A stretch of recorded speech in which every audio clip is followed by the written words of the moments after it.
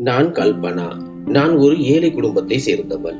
என் 18 வயது கொழுந்தன் ஒவ்வொரு இரவும் டாக்டர் கோட் அணிந்து தனது அறைக்குள் சென்று கதவை உள்ளே இருந்து பூட்டிக் கொள்வார். அவர் நான் நோயாளிகளை சோதிக்கப் போகிறேன் என்று கூறுவார். ஆனால் எங்கள் வீட்டில் எந்த நோயாளியும் இல்லை.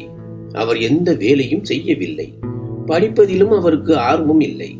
அவர் பள்ளிக்கு சென்றதில்லை. 5ஆம் வகுப்பு வரை மட்டுமே படித்தார். அதிலும் அவர் தோல்வி அடைந்தார். என் கொழுந்தனின் மனநிலையை பற்றி எனக்கு சந்தேகம் வர ஆரம்பித்தது.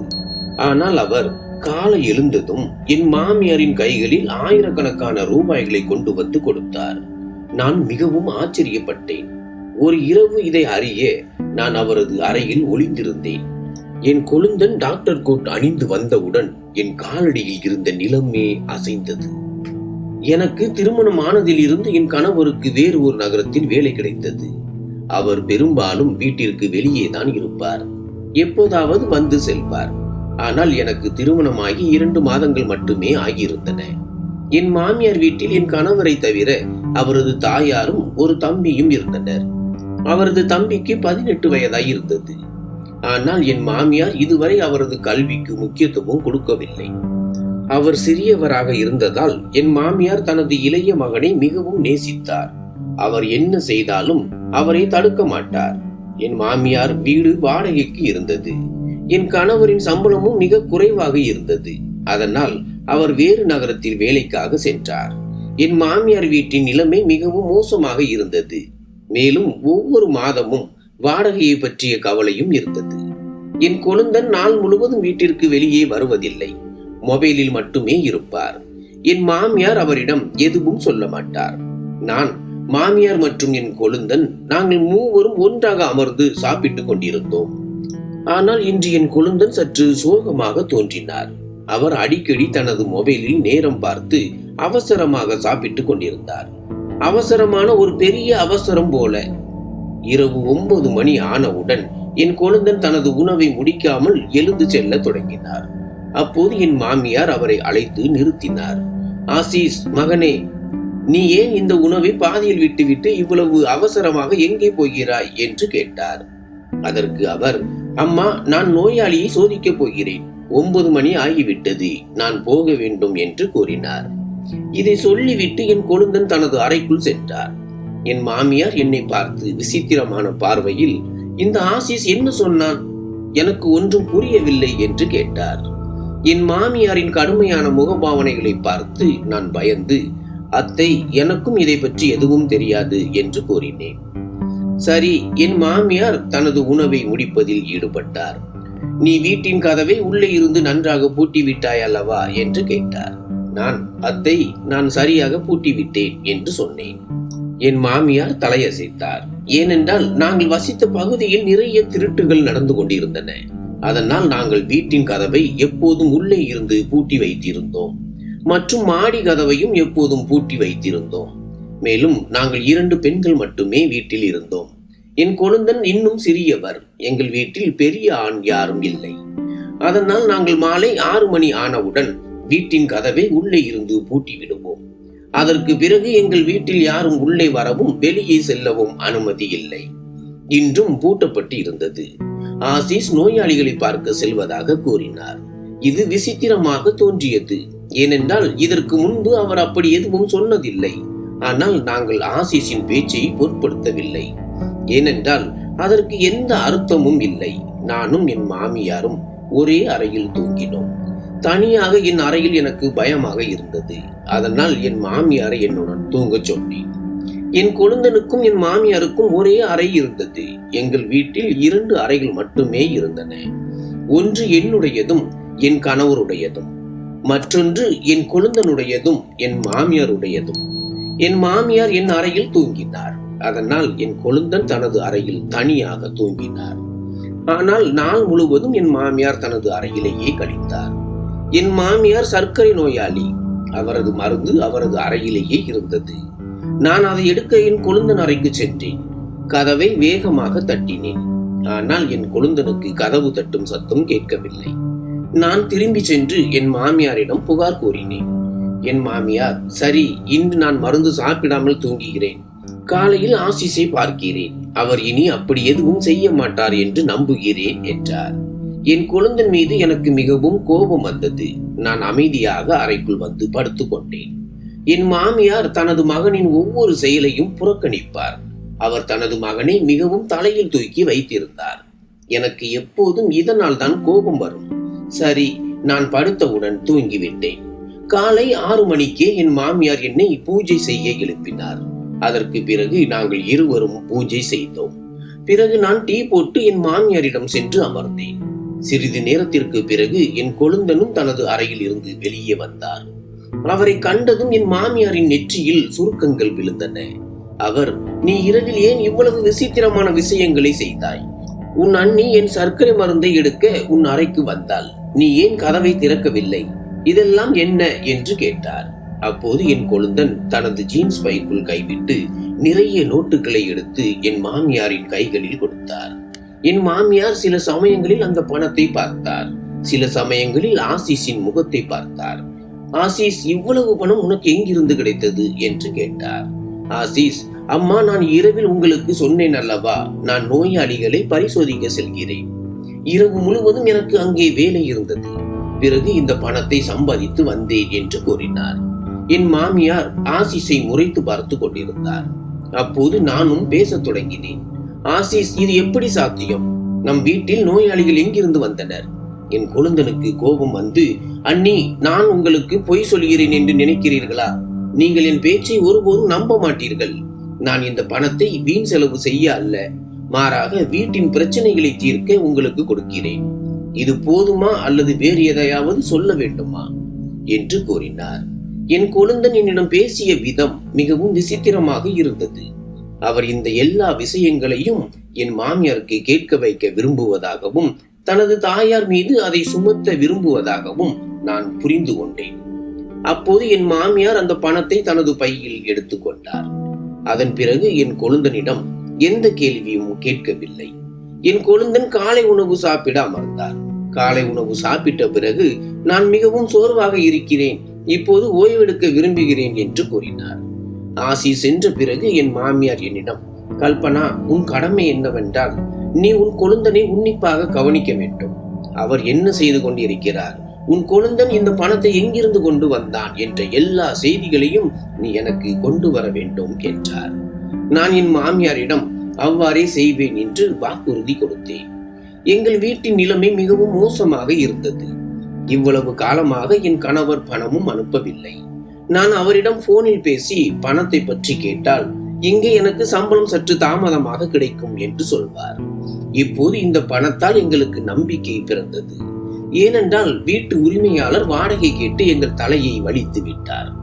என் மாமியார் இந்த வீடு தன்னுடையது என்று கூறுகிறார். ஆனால் பல ஆண்டுகளுக்கு முன்பு என் மாமனார் இறந்த பிறகு இந்த வீடு ஆக்கிரமிக்கப்பட்டது. அதன் பிறகு அவர் இங்கு வந்தபோது ஆக்கிரமித்தவர் வேறு யாரும் இல்லை, என் மாமனாரின் சகோதரர் என்றும் அவரே இப்போது இந்த வீட்டின் உரிமையாளர் என்றும் தெரிந்தது. அவர் எங்களை தொந்தரவு செய்கிறார். உறவினராக இருந்த போதிலும் உரிய நேரத்திற்கு முன்பே வாடகை கேட்க வருகிறார். என் மாமியார் தனது வீட்டை பெற நீதிமன்றங்களில் பல முறை அலைந்திருந்தார்.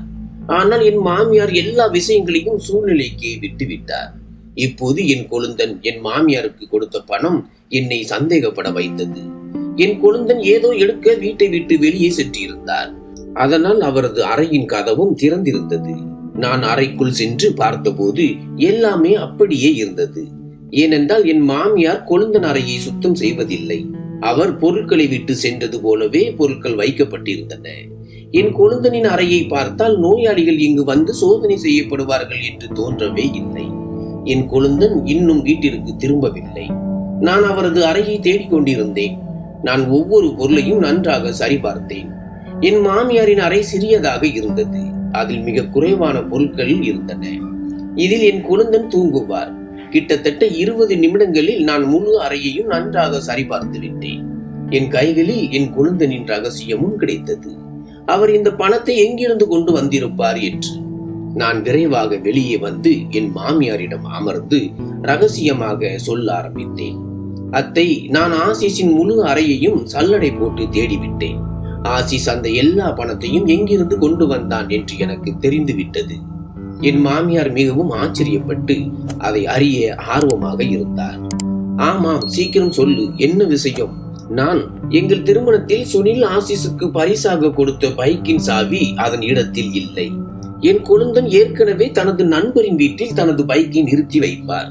ஏனென்றால் எங்கள் வீட்டில் அதை நிறுத்துவதற்கு இடமில்லை. எங்கள் வீடு மிக சிறியது என்று கூறினேன். நான் என் மாமியாரிடம், அத்தை, இதன் பொருள் என்னவென்றால் ஆசிஸ் தனது பைக்கை விற்றுவிட்டார் என்று நான் நினைக்கிறேன். ஆசிஸ் வீட்டின் நிலைமையை பார்த்து தனது பைக்கை விற்றுவிட்டு நோயாளிகளை சோதித்து விட்டு வந்ததாக பொய் செய்தான் என்று எனக்கு தோன்றுகிறது என்று சொன்னேன். என் கொழுந்தன் 5ஆம் வகுப்பு தோல்வி. 5ஆம் வகுப்பு தோல்வியடைந்த ஒருவரால் டாக்டராக ஒருபோதும் முடியாது. என் பேச்சை கேட்டதும் என் மாமியாரின் கண்களில் கண்ணீர் வந்தது. அவர், என் ஆசிஸ் ஆரம்பத்தில் இருந்தே இப்படித்தான், எல்லோரையும் கவனித்துக் கொள்வான். அவன் நம் வயிற்றை நிரப்ப தனது விருப்பமான பைக்கையே விற்றுவிட்டான். அண்ணனிடம் மிகவும் அடம்பிடித்து அதை வாங்கியிருந்தான் என்று கூறினார். நான் சிரித்து கொண்டே, அத்தை, இன்று இரவு ஆசிஸ் நோயாளிகளை சோதிக்கப் போகிறான் என்று சொல்ல மாட்டான். காலையில் அவர் உங்களுக்கு பணம் கொடுக்காத போது அவரிடம் பணம் கேளுங்கள். என்னவாயிற்று? இன்று எந்த நோயாளியையும் பரிசோதிக்கவில்லையா? உனது கனவு மருத்துவமனை எங்கே தொலைந்து விட்டது என்று கேளுங்கள் என்றேன். என் பேச்சை கேட்டதும் என் மாமியார் என்னை திட்டினார். என் மகனை கேலி செய்ய முயன்றால் எச்சரிக்கை. என் மாமியார் மிகவும் கடுமையான குணம் கொண்டவர். எப்போது வேண்டுமானாலும் கோபப்படுவார். தற்போது எனக்கு நிம்மதியாக இருந்தது. இன்று என் கொழுந்தன் நோயாளி நாடகத்தை நடிக்க மாட்டார். அதனால் தான் இன்றும் நான் என் மாமியாரின் மருந்தை அறையில் இருந்து எடுக்கவில்லை. ஆனால் இரவு 9 மணி ஆனவுடன் என் கொழுந்தன், நான் போக வேண்டும், நான் நோயாளிகளை சோதிக்க செல்கிறேன் என்று கூறினார். இன்றும் அவர் டாக்டர் போல வெள்ளை கோட் அணிந்திருந்தார். இதை சொல்லிவிட்டு அவர் தனது அறைக்குள் சென்று அறையின் கதவை உள்ளே இருந்து பூட்டிக் கொண்டார். காலை எழுந்ததும் ஆசிஸ் மீண்டும் என் மாமியாரிடம் நிறைய பணத்தை கொடுத்தார். அந்த பைக் அவ்வளவு விலைக்குரியது அல்ல. இவ்வளவு பணம் வர முடியாது. நிச்சயமாக என் கொழுந்தன் வேறு ஏதோ செய்து கொண்டிருந்தார். என் கொழுந்தன் நோயாளிகளை சோதிக்கிறார் என்று ஒரு நிமிடம் கூட நான் ஏற்றுக்கொண்டால் அது சாத்தியமற்றது. என் கொழுந்தன் அறைக்கு நோயாளிகள் எங்கிருந்து வந்தனர் என்று எனக்கு கவலையாக இருந்தது. மேலும் அவரது அறையில் எந்த ரகசிய கதவும் இல்லை. அது ஒரு சிறிய அறை மட்டுமே. அதன் ஒவ்வொரு மூலையையும் நான் நன்றாக அறிந்திருந்தேன். ஏனென்றால் முழு வீட்டையும் சுத்தம் செய்வது என் பொறுப்பாக இருந்தது. பல இரவுகளாக என் கொழுந்தனின் இந்த பழக்கம் தொடர்ந்தது. அவர் தினமும் நான் நோயாளிகளை சோதிக்க செல்கிறேன் என்று கூறுவார். காலையில் என் மாமியாரின் கைகளில் நிறைய பணத்தை கொடுத்து விடுவார். ரகசியமாக ஒற்றறிவதால் எதுவும் கிடைக்காது என்று நான் நினைத்தேன். நான் ஆசிஸிடமே கேட்க முடிவு செய்தேன். நீ உண்மையில் என்ன செய்கிறாய்?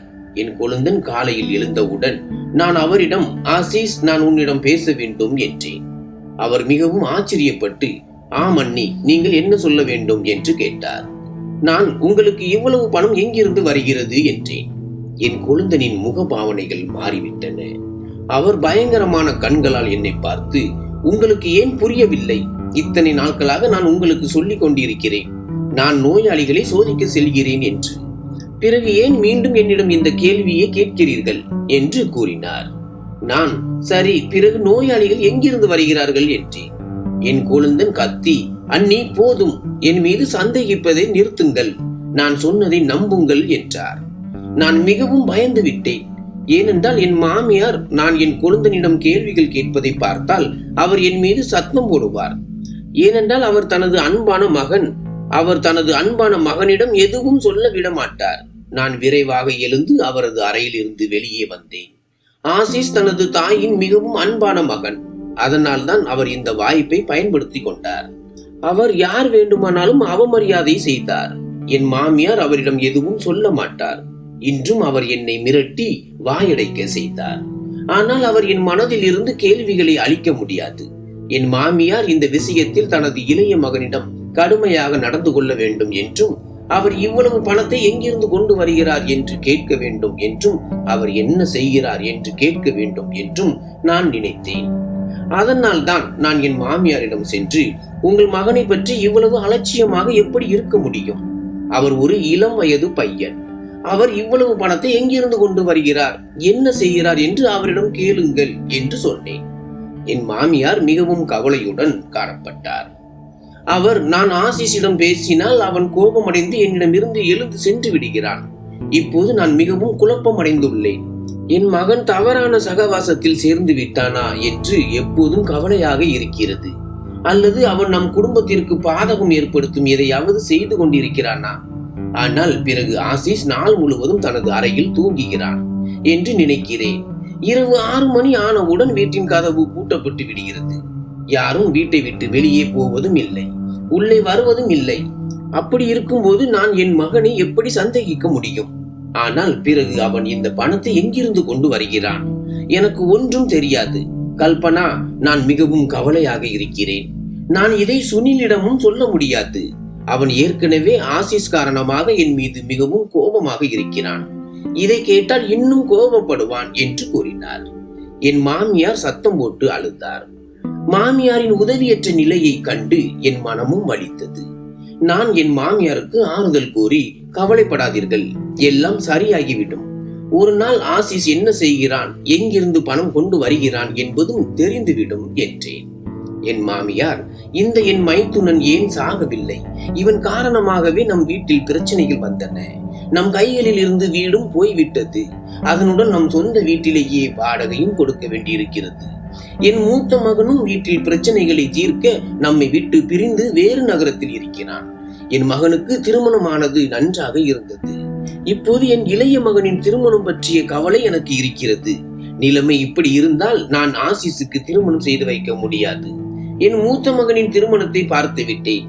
இளைய மகனின் திருமணத்தையும் என் கண்களால் பார்த்த பிறகு நான் நிம்மதியாக சாக முடியும் அல்லவா என்றார். தற்போது நான் என் மாமியாருக்கு ஆறுதல் மட்டுமே கொடுக்க முடியும். வேறு எதுவும் செய்ய முடியாது. என் மாமியார் இப்போது தனது மகனின் செயல்களை கண்டு பயப்பட தொடங்கியுள்ளார் என்று நான் உணர்ந்தேன். இந்த பயத்தின் காரணமாகவா அல்லது தனது இளம் குழந்தையிடம் எதுவும் சொல்ல பயந்தாரா என்று தெரியவில்லை. அப்போது யாரோ எங்கள் கதவை தட்டினார்கள். நான் எழுந்து கதவை திறந்தேன். எதிரே ஒரு அழகான பெண் நின்று கொண்டிருந்தாள். அவள் சிரித்து கொண்டே என்னை பார்த்தாள். அந்த பெண் மிகவும் அழகாக இருந்தாள். எனக்கு அந்த பெண்ணை மிகவும் பிடித்திருந்தது. நான் மனதில் கடவுளிடம், நானும் இவ்வளவு அழகாக இருந்தால் நன்றாக இருக்கும் என்று குறை கூறினேன். நான் அந்த பெண்ணை ஒரு பார்வையாக பார்த்து கொண்டிருந்தேன். அப்போது திடீரென்று என் மாமியாரின் கடுமையான குரல் வந்தது. அவர், மருமகளே, கதவுடன் ஒட்டி கொண்டிருக்கிறாயா? யார் வந்திருக்கிறார்கள் என்றார். நான் பயந்து விட்டேன். அப்போது அந்த பெண்ணும் புன்னகைக்க ஆரம்பித்தாள். இது என் அவமானத்தை பற்றி அவள் நன்றாக புரிந்து கொண்டாள் என்று நான் புரிந்து கொண்டேன். சில சமயங்களில் நான் என் மாமியாரால் மிகவும் சோர்வடைந்து விடுவேன். சில சமயங்களில் அவர் என்னிடம் மிகவும் அன்பாக பேசுவார். சில சமயங்களில் என் அவமானத்தில் எந்த குறையும் வைக்க மாட்டார். தற்போது நான் அந்த பெண்ணிடம், நீங்கள் யார் என்று கேட்டேன். அதற்கு அவள், என் பெயர் மீனாட்சி. நாங்கள் நேற்றுதான் உங்கள் பக்கத்து வீட்டிற்கு குடிபெயர்ந்தோம். எங்கள் வீட்டில் பூஜை இருந்தது. அதனால் நான் சுற்றியுள்ள வீடுகளுக்கு பிரசாதம் கொடுத்து கொண்டிருந்தேன். உங்கள் வீட்டிலும் கொடுக்க நினைத்தேன். நீங்கள் எனக்கு பாத்திரத்தை காலி செய்து கொடுங்கள் என்று கூறினாள். நான் அவள் கையில் இருந்து பிரசாதத்தை வாங்கி கொண்டு வீட்டிற்குள் செல்ல ஆரம்பித்தேன். என் மாமியார் வாசலில் இவ்வளவு நேரம் ஏன், யார் வந்தார்கள் என்று கேட்க தொடங்கினார். என் மாமியாருக்கு இந்த வீட்டில் ஆரம்பத்தில் இருந்தே மிகவும் கண்டிப்பான விதிகள் இருந்தன. அவற்றை நான் எப்போதும் பின்பற்றி வந்தேன். நான், அத்தை, நம் பக்கத்தில் புதிய அண்டை வீட்டார்கள் குடியேறியுள்ளனர். ஒரு இளம் பெண் அவள் பிரசாதம் கொண்டு வந்தாள் என்றேன். என் மாமியார், இந்த நாட்களில் அண்டை வீட்டாருக்கு பிரசாதம் கொடுக்கும் இப்படிப்பட்டவர்கள் எங்கே இருக்கிறார்கள்? நீயும் நம் வீட்டு இன்றைய பூஜை பிரசாதத்தை அவர்களின் பாத்திரத்தில் போட்டு கொடு என்றார். நான் எங்கள் வீட்டு பிரசாதத்தை அந்த பாத்திரத்தில் போட்டு விட்டேன். என் மாமியார் என் கையில் இருந்து அந்த பாத்திரங்களை வாங்கி கொண்டார். எனக்கு என்ன ஆனதென்று தெரியவில்லை. நானும் என் மாமியார் பின்னாலேயே சென்றேன். என் மாமியார் மீனாட்சியின் தலையில் கை வைத்து, எவ்வளவு அழகான குழந்தை, மகளே, உன் அம்மாவிடம் சொல். அவர்கள் நிச்சயமாக எங்கள் வீட்டிற்கு வர வேண்டும். நானும் ஒரு நாள் உங்கள் வீட்டிற்கு நிச்சயமாக வருவேன். புதிய வீட்டிற்கு வாழ்த்துக்கள் என்றார். மீனாட்சி என் மாமியாருடன் சிரித்து கொண்டே பேசிக் கொண்டிருந்தாள். அந்த பெண் எனக்கு மிகவும் பிடித்திருந்தது. பிறகு நான் என் மாமியார் உள்ளே வருவதற்கு முன்பே வீட்டிற்குள் திரும்பி விட்டேன். இல்லை என்றால் என் மாமியார் நிச்சயமாக என்னை கண்டித்திருப்பார். தற்போதைக்கு அந்த பெண்ணுடனான சந்திப்பு எனக்கு மிகவும் பிடித்திருந்தது. ஏனென்றால் என் திருமணம் நடந்ததிலிருந்து நான் யாரிடமும் பேசுவதையே மறந்துவிட்டேன். என் மாமியாருடன் மட்டுமே எப்போதும் பேசிக் கொண்டிருந்தேன். என் திருமணம் நடந்ததிலிருந்து நான் என் தாய் வீட்டிற்கும் செல்ல முடியவில்லை. என் தாய் வீட்டில் எனக்கு நிறைய தோழிகள் இருந்தனர்.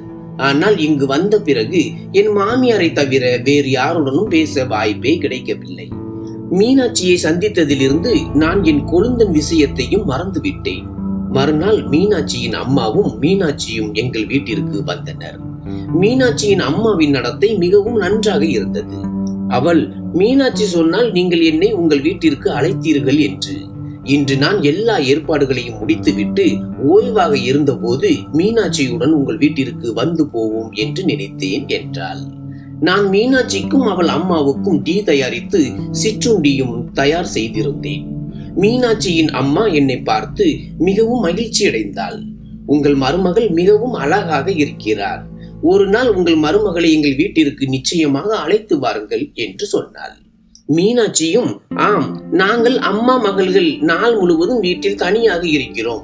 நீங்கள் எங்கள் வீட்டிற்கு வந்து போனால் எங்களுக்கு மிகவும் நன்றாக இருக்கும் என்றாள்.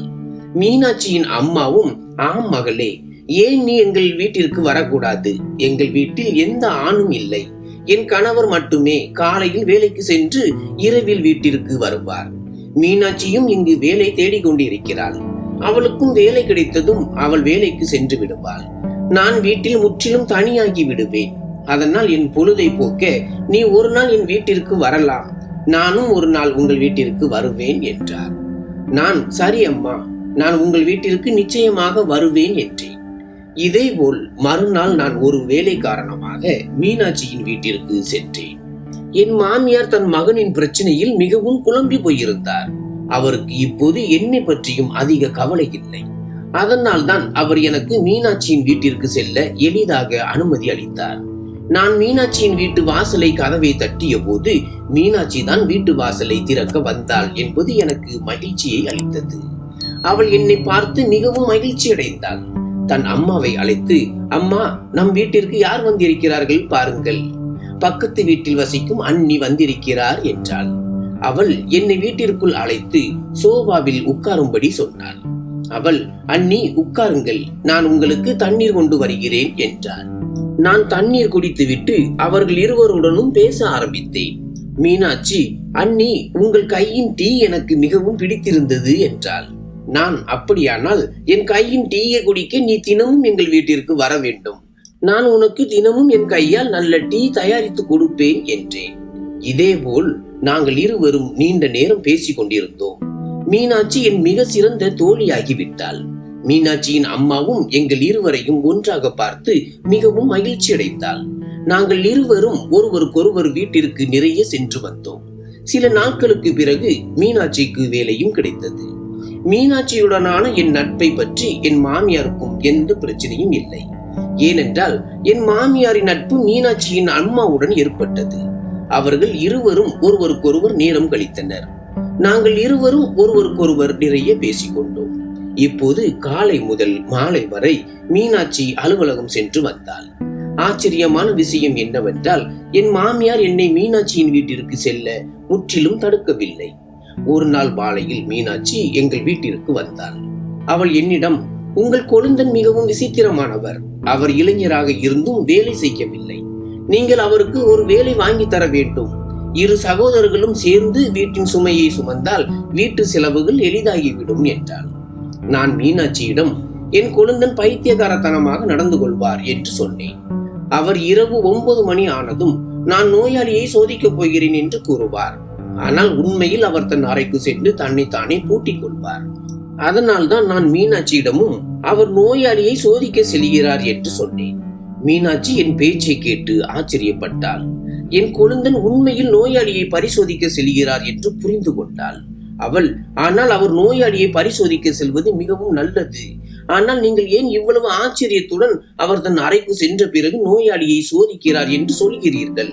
ஒருவேளை அவர் அறையில் யாரோ ஒரு நோயாளி உட்கார்ந்திருக்கலாம்.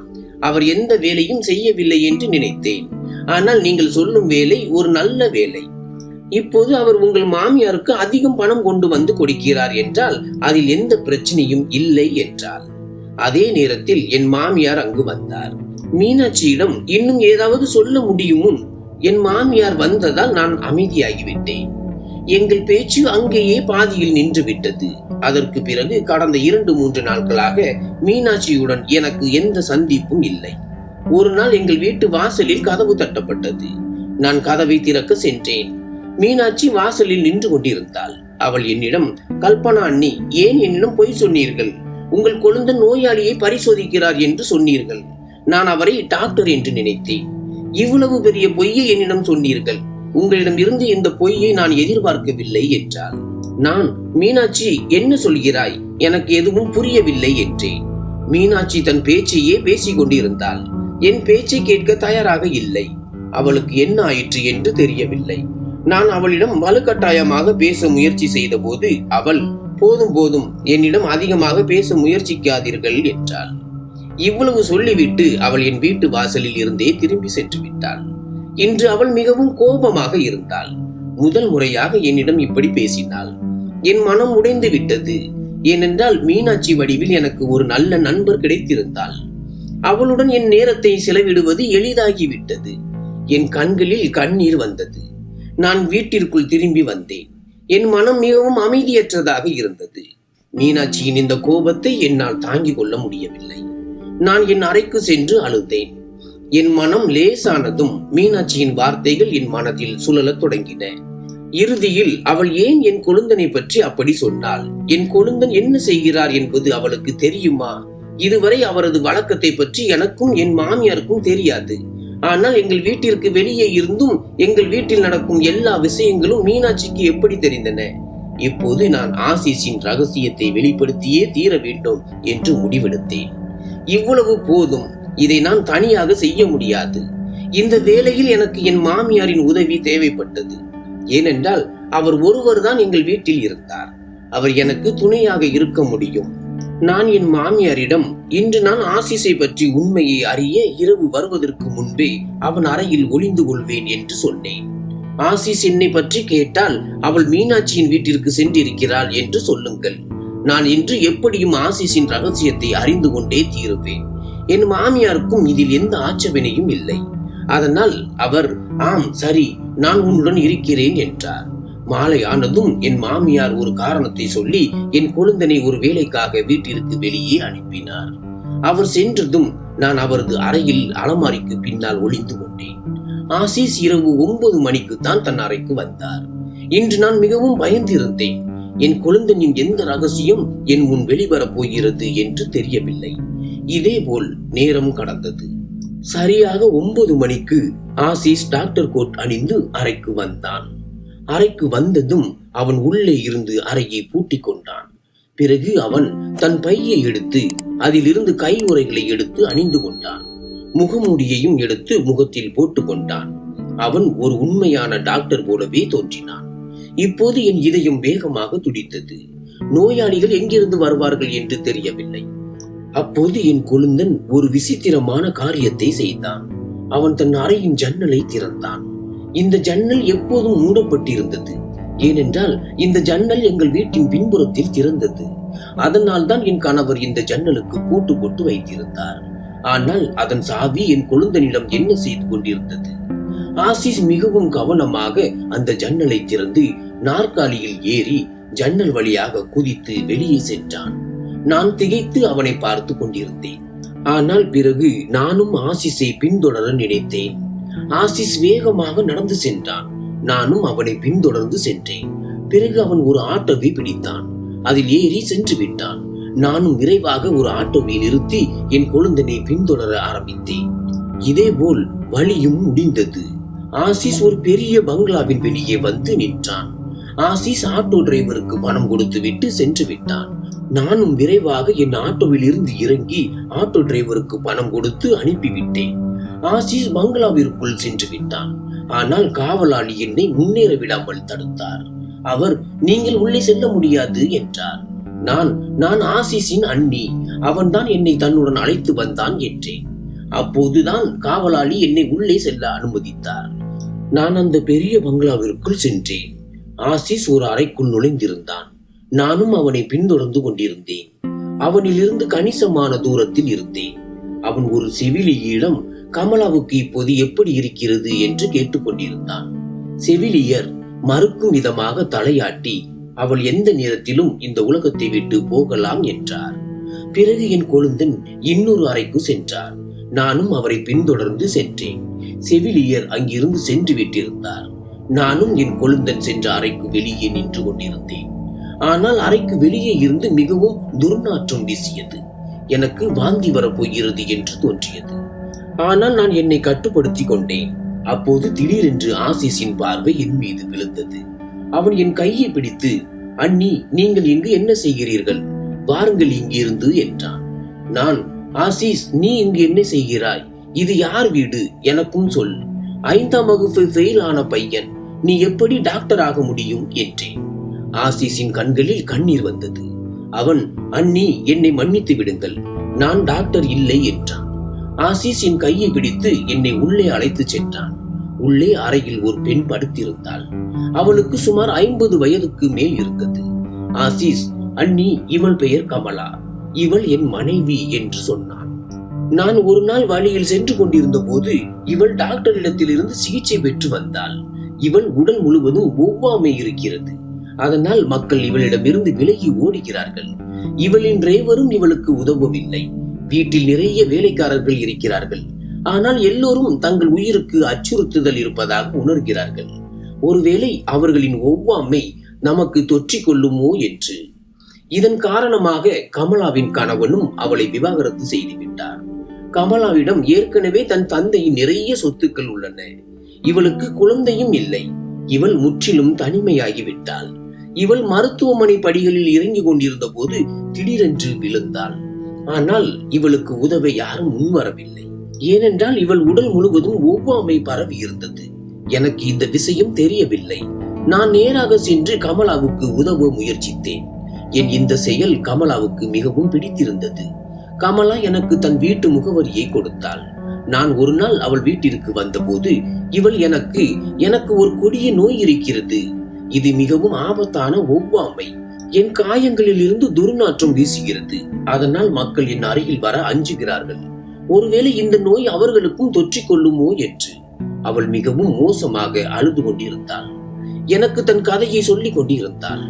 எனக்கு அவள் மீது மிகவும் பரிதாபமாக இருந்தது. அவள் என்னிடம், இந்த நோயின் காரணமாக என் உறவினர்கள் அனைவரும் என்னை விட்டு விலகிவிட்டார்கள். என்னுடன் நேரம் செலவழிக்க, என்னுடன் பேச யாரும் இல்லை. என் வாழ்வின் எஞ்சிய நாட்களை மகிழ்ச்சியுடன் கழிக்க வேண்டும். என்னிடம் நிறைய செல்வம் உள்ளது. ஆனால் இந்த நேரத்தில் இந்த செல்வமும் பயன்படவில்லை என்று சொன்னாள். அப்போது நான் கமலாவுக்கு கவனித்துக் கொள்ள ஆரம்பித்தால் எனக்கு நல்ல பணம் கிடைக்கும் என்று நினைத்தேன். நான் கமலாவிடம் இந்த விஷயத்தை சொன்னபோது அவள், நீங்கள் என்னை திருமணம் செய்து கொள்ள முடியுமா? நீங்கள் என்னை திருமணம் செய்து கொண்டால் நான் இறந்த பிறகு என் சொத்து அனைத்தையும் உங்கள் பெயருக்கு எழுதி வைத்து விடுவேன். உங்கள் வேலை இவ்வளவுதான். நீங்கள் இரவு நேரத்தில் என் அருகில் உட்கார்ந்து என்னுடன் பேச வேண்டும். பகலில் நான் எப்படியாவது சமாளித்துக் கொள்கிறேன். ஆனால் இரவை கழிப்பது மிகவும் கடினமாகி விடுகிறது என்றாள். நான் கமலாவின் பேச்சை கேட்டுக்கொண்டேன். அதனால் தான் நான் கமலா பற்றி யாரிடமும் சொல்லவில்லை. நான் அம்மாவிடம் இதை சொல்லி இருந்தால் அம்மா கமலாவின் நோயை பற்றி கேட்டு ஒருபோதும் என்னை அவளிடம் நெருங்க அனுமதித்திருக்க மாட்டார். ஆனால் இன்று வீட்டின் சூழ்நிலை காரணமாக அண்ணாவும் எங்களிடம் இருந்து விலகி பணம் சம்பாதிக்கிறார். நான் இந்த வேலையை செய்தால் நம் வீட்டின் சூழ்நிலையும் சரியாகிவிடும் என்று நினைத்தேன். ஏனென்றால் எங்களுக்கு பணம் மிகவும் அவசரமாக தேவைப்பட்டது. இதேபோல் என் வேலையும் முடிந்துவிடும். கமலாவின் வேலையும் முடிந்துவிடும். நான் ஒப்புக்கொண்டேன். கமலாவுடன் திருமணம் செய்து கொண்டேன். பகலில் இந்த செவிலியர் கமலாவை கவனித்துக் கொள்கிறார். இரவில் நான் இங்கு வந்து விடுவேன். திருமணத்திற்கு பிறகு கமலா தன் டெபிட் கார்டை எனக்கு கொடுத்தாள். காலையில் வீட்டிற்கு செல்லும் போது நான் ATM-இல் இருந்து பணம் எடுத்துக்கொண்டு வருவேன். அம்மாவுக்கு வீட்டு செலவுகளுக்காக பணம் கொடுக்க முடியும். நான் ஆசிஸின் பேச்சை கேட்டு திகைத்து போனேன். இதன் அர்த்தம் ஆசிஸ் 18 வயதாக இருந்த போதே 50 வயதுடைய ஒரு நோய்வாய்ப்பட்ட பெண்ணை திருமணம் செய்து கொண்டான். நான் ஆசிஸிடம், இந்த நோய் உனக்கு தொற்றவில்லையா என்று கேட்டேன். அவன் சிரித்துக் கொண்டே, அண்ணி, தொற்றினால் என்ன ஆகும்? நான் இறந்து விடுவேன். ஆனால் என் அண்ணாவுக்கும் என் அம்மாவுக்கும் வாழ்க்கை எளிதாகிவிடும். உங்களின் வாழ்க்கையை எளிதாக்கிய பின்னர் தான் நான் இறப்பேன் என்றான். ஆசிஸ், சரி அண்ணி, இப்போது நான் கமலாவிடம் செல்ல வேண்டும் என்றான். அவன் தன் மனைவியின் அறைக்கு சென்றபோது தன் மனைவி இறந்து விட்டாள் என்பதை தெரிந்து கொண்டான். காலையானதும் என் கொழுந்தன் அவளின் இறுதி சடங்கிற்கான ஏற்பாடுகளை செய்துவிட்டார். ஆனால் தன் வாக்குறுதியின்படி கமலா தன் சொத்து அனைத்தையும் என் கொழுந்தனின் பெயருக்கு எழுதி வைத்திருந்தாள். நான் என் மாமியாருக்கும் எல்லாவற்றையும் சொன்னேன். என் மாமியார் இதை கேட்டு கதறி அழுதார். அவருக்கு ஆசிஸ் பற்றி மிகவும் கவலை இருந்தது. சரி, சில நாட்கள் கழிந்தன. ஆசிஸ் என்னிடம், அண்ணி, உங்களுக்கு ஒரு விஷயம் சொல்லவா என்றான். நான் ஆம், சொல் என்றேன். அவன், அண்ணி, உங்கள் நண்பர் மீனாட்சி என்றான். நான் ஆம், அவளுடன் உன் காரணமாக சண்டை ஏற்பட்டது அல்லவா? அவள் என்னை பற்றி என்னவெல்லாம் நினைத்தாள் என்று தெரியவில்லை. அத்தனை விஷயங்களையும் என்னிடம் சொல்லிவிட்டு தானே என்னுடன் கோபித்துக் கொண்டாள் என்றேன். ஆசிஸ், அண்ணி, முதலில் என் பேச்சை கேளுங்கள். நான் அவளை பற்றி தான் சொல்ல போகிறேன் என்றான். நான் ஆம், சொல், என்ன சொல்ல விரும்புகிறாய் என்றேன். அவன், நான் ஒவ்வொரு இரவும் ஜன்னல் வழியாக சென்றபோது உங்கள் நண்பர் என்னை பார்த்து கொண்டிருந்தார். பிறகு அவள் நீண்ட நேரம் தன் ஜன்னலில் நின்று என் வருகைக்காக காத்திருந்தாள். உங்கள் நண்பர் ஒரு நாள் என்னை பற்றி உங்களுக்கு சொல்வார் என்று நான் புரிந்து கொண்டேன். நான் உங்களுக்கு இதை சொல்லத்தான் இருந்தேன். ஆனால் நீங்களே உண்மையை கண்டுபிடித்து விட்டீர்கள் என்றான். நான் ஆம், நான் அவளிடம், நீ டாக்டர், நோயாளியை பரிசோதிக்கிறாய் என்று சொன்னேன். ஆனால் இரவில் அவள் உன்னை கள்ளனை போல் இப்படி ஓடி பார்ப்பாள் என்றால் நான் அவளிடம் பொய் சொன்னேன் என்று அவள் நினைத்திருப்பாள். நீ டாக்டர் இல்லை, ஒரு கள்ளன் என்று அவள் நினைத்திருப்பாள். அதனால் தான் அவள் அன்று என்னிடம் அவ்வளவு கோபமாக பேசிக் கொண்டிருந்தாள் என்றேன். எங்கள் வீட்டின் சூழ்நிலை மிகவும் மேம்பட்டிருந்தது. என் கணவரும் வேறு நகரத்தில் இருந்து வீட்டிற்கு திரும்பி வந்திருந்தார். நாங்கள் என் மாமியாரின் மைத்துனரின் வீட்டை விட்டுவிட்டோம். கமலாவின் பங்களாவிற்கு வந்துவிட்டோம். ஏனென்றால் கமலா தன் சொத்து அனைத்தையும் என் கொழுந்தனின் பெயருக்கு எழுதி வைத்திருந்தாள். இதேபோல் என் 18 வயது கொழுந்தன் இன்று லட்சாதிபதியாகிவிட்டான். அவன் பெயரில் லட்சக்கணக்கான சொத்துக்கள் இருந்தன. என் கணவரும் கொழுந்தனும் சேர்ந்து ஒரு வியாபாரத்தை தொடங்கினர். நாங்கள் அங்கிருந்து சென்ற பிறகு மீனாட்சியும் பங்களாவில் என்னை பார்க்க வந்தாள். அன்று நடந்ததற்காக என்னிடம் மன்னிப்பு கேட்டாள். அவள் என்னிடம், என்னை மன்னித்து விடுங்கள் கல்பனா, நீங்கள் உங்கள் கொழுந்தனுக்கு ஆதரவாக பேசினீர்கள். நீங்கள் அவனை டாக்டர் என்று சொல்லி என்னிடம் பொய் சொன்னீர்கள். ஆனால் நான் அவனை ஒரு கள்ளன் என்று நினைத்தேன். அவன் இரவு இருளில் ஜன்னல் வழியாக குதித்து எங்கே சென்றான் என்று. தற்போதைக்கு என் மற்றும் மீனாட்சியின் நட்பு பழையபடி சாதாரணமாகிவிட்டது. எங்கள் வீட்டின் சூழ்நிலையும் மிகவும் நன்றாக இருந்தது. என் கணவர் எப்போதும் என்னிடம் திரும்பி வந்திருந்தார். இப்போது நாங்கள் எங்கள் வீட்டில் மிகவும் மகிழ்ச்சியாக இருக்கிறோம். நன்றி.